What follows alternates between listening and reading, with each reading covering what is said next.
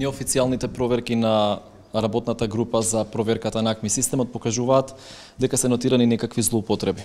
Дали ќе понесете вие лична одговорност или можеби членовите на судскиот совет доколку сепак тоа се потврди? Јас немам коментар на тоа.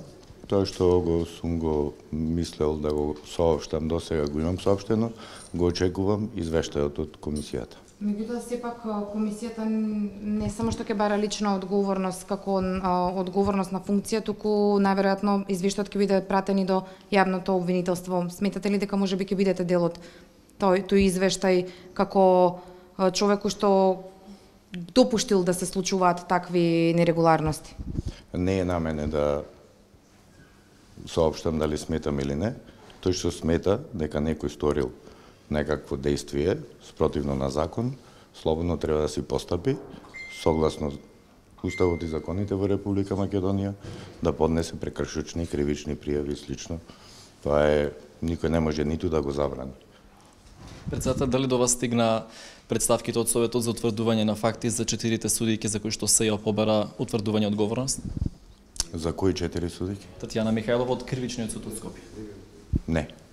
Се уште не се стигнати? Не. Тоа го знаете официјално, мислам тука имаме пробивање, ако е така, имаме пробивање на информации бидејќи. Не само ве прашувам дали е стигната, не како е одлучено.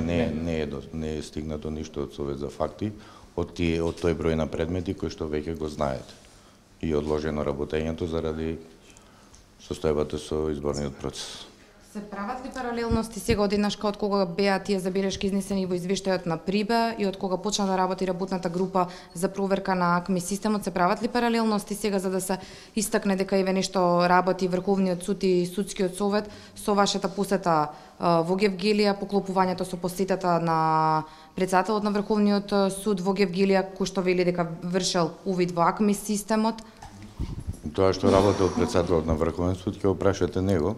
А за тоа што работел Судскиот совет, обширна информација беше дадена на нашата веб страна, подпишана од мене како председател на Судскиот совет. Таму мислам имате доволно факти за тоа што е работено во периодот, во конкретниот случај за кој што јавноста е живо заинтересирана.